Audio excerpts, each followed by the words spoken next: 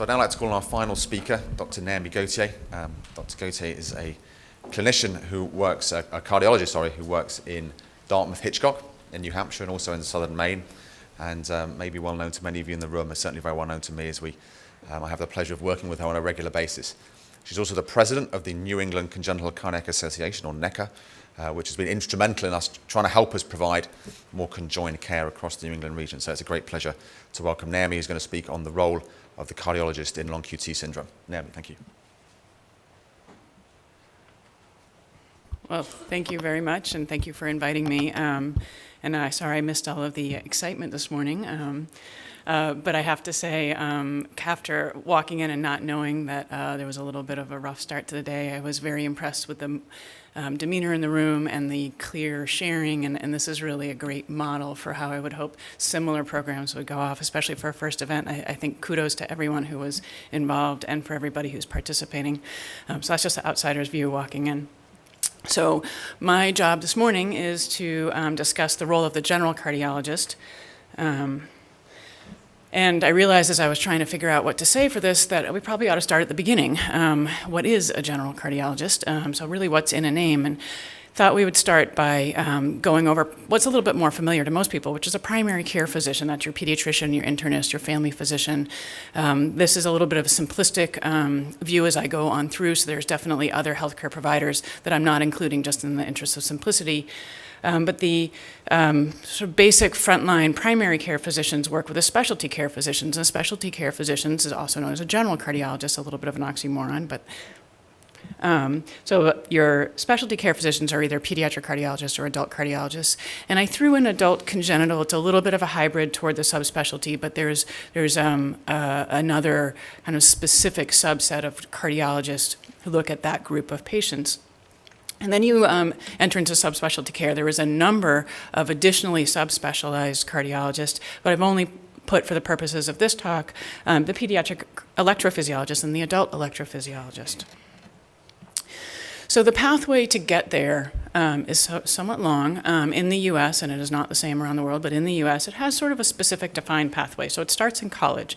College is 4 years long for most, and you get the sense that if you just climb to the top, you can touch the sky and have all sorts of dreams of what you're going to be when you grow up.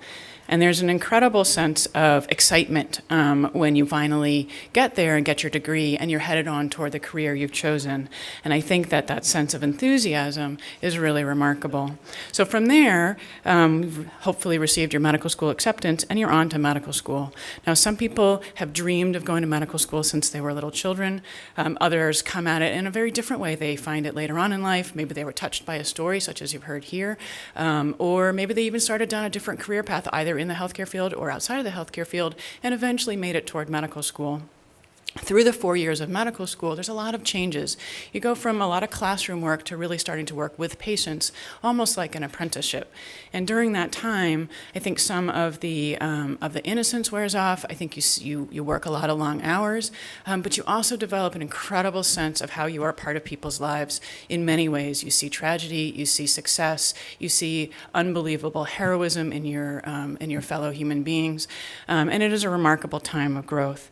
And at the end of all of that, there is another incredible sense of accomplishment and achievement. And from after medical school, you then start to choose what you specifically want to do within medicine.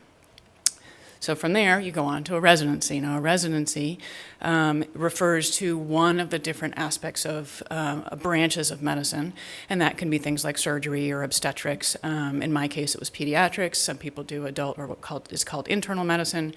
And you start to then separate out into different buckets. At the end of 3 to 4 years, depending on what you're doing, give or take, then at that point in time, you are ready to go and start finally practicing. And you can become a primary care physician at that point in time, or you can decide, like I did, that that wasn't enough. Still pretty excited and a lot of enthusiasm here to go on and really develop even more of an expertise. And that's when you go into something called a fellowship. So now a fellowship is another 3 to 4 years and then some. And you'll notice that the enthusiasm has worn off a little bit. Maybe the hairlines are receding a little bit by this time. But the intrigue, the interest, and again, the ability to really impact people's lives deepens all the more.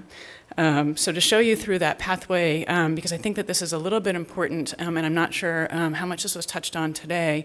But again, this is the U.S. system, but as you can see, everybody starts off in a university setting for 4 years, and then 4 more years of medical school, so 8 years have gone by. Now you start to bucket. There's lots of buckets that I didn't draw on here, but the 2 buckets I did were a pediatric or an internal medicine residency. After spending a few years through there, the next phase of that is this fellowship. So you can either go into pediatric cardiology fellowship or adult cardiology fellowship. Now notice by the time, so that was what I did, by the time I got there, my crossover training with my internal medicine and adult cardiology colleagues was very minimal, and vice versa. So now if you are a family, say a parent with long QT and a child with long QT, you have 2 patients who have almost completely different siloed kinds of physicians. And the same thing is true when you get to an electrophysiology fellowship. Most folks have now gone even beyond the general cardiology training and into the electrophysiology and are farther segregated from each other. And I think one of the things that is really I've seen as a change as a general cardiologist in the last really few years, and certainly under Dr. Abrams' leadership, is trying to figure out how to bridge this because our training system does not allow it. Okay, now back to the role of the general cardiologist.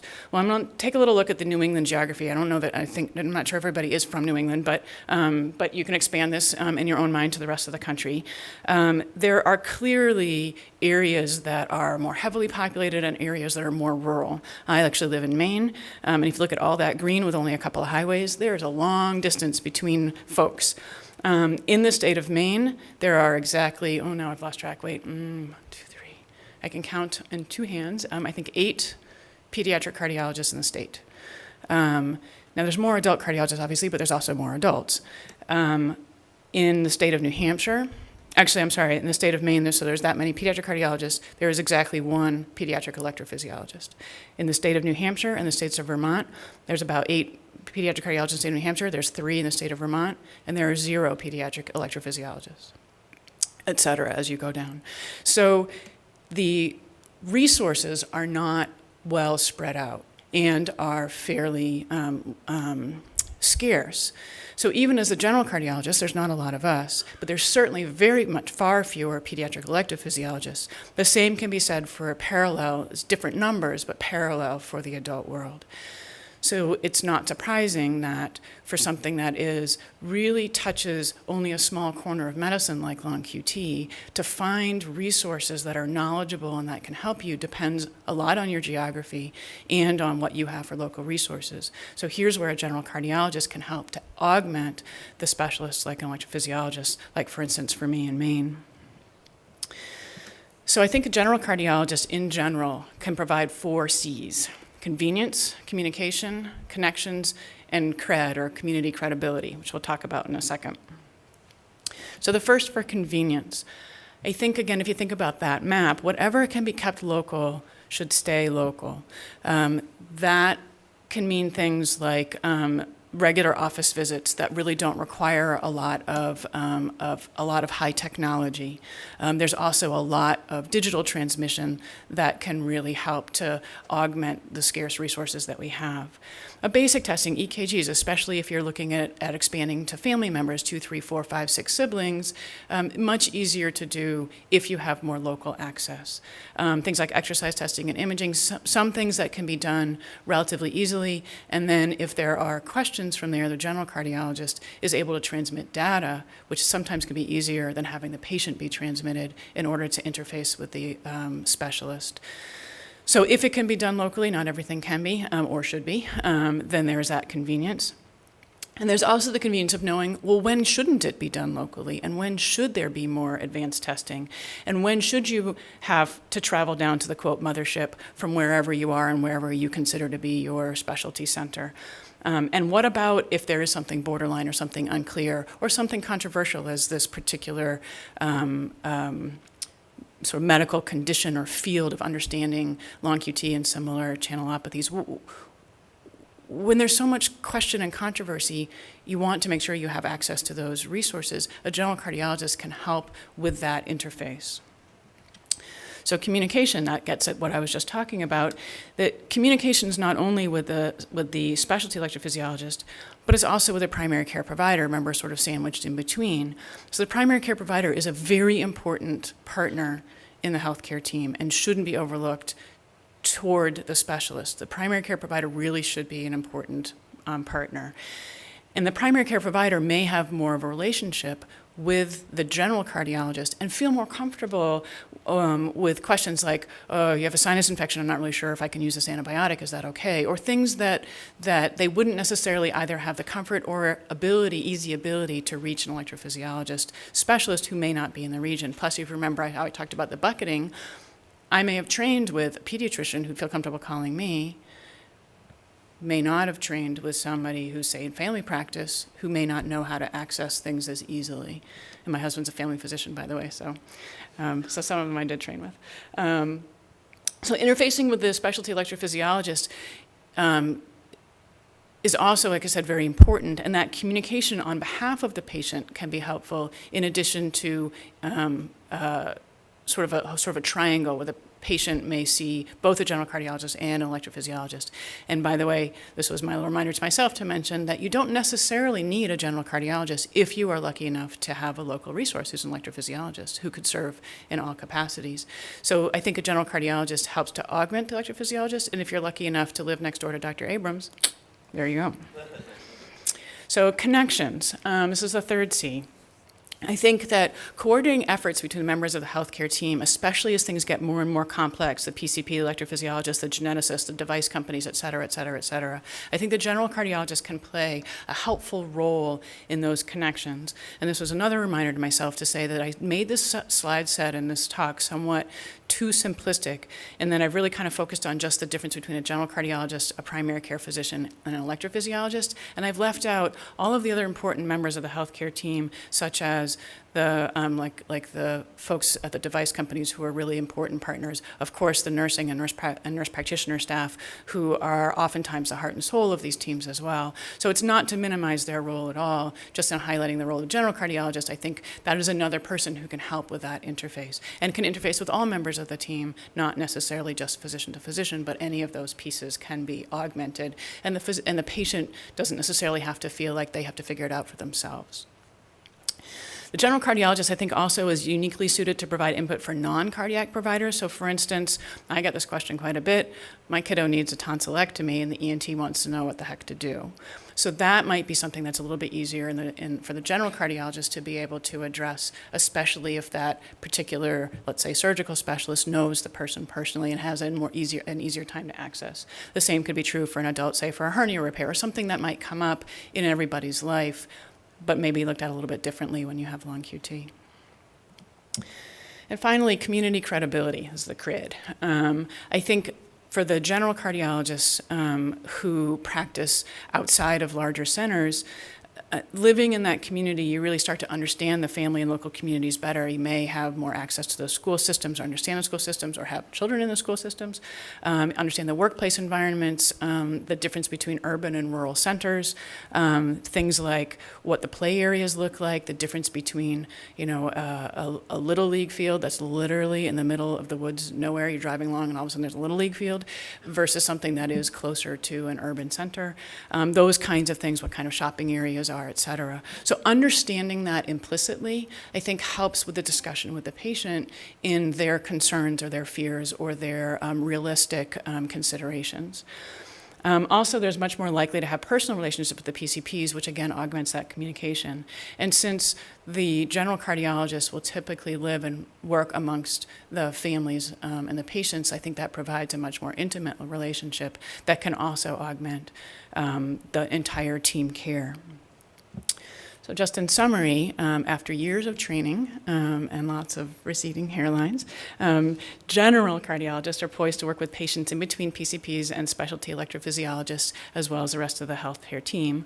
As we talked about, specialty electrophysiologists are certainly geographically far more scarce resources than general cardiologists in both for children and adults. And general cardiologists can help bridge that position. So local PCPs, community electrophysiologists, they can provide those 4 Cs. And as a team, with the patient, with the family, with the community, I think everybody can work in union for optimal health.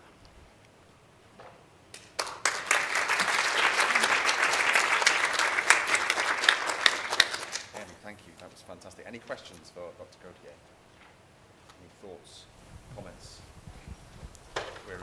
I just have to share one little visual image of Michaela came to one of the things being a general cardiologist that was evident to me was this difficulty with feeling like the patient who is afflicted with a heart condition is the only one. So because of that, we founded a camp to bring these kids together. And these are kids who might have had structural heart disease, but also we've had people who've had long QT and kind of a whole range. So Michaela volunteered at camp one year, a couple of years actually. I think having heard her speak, you can picture this: sweatshirt, sweatpants, ponytail, tiara.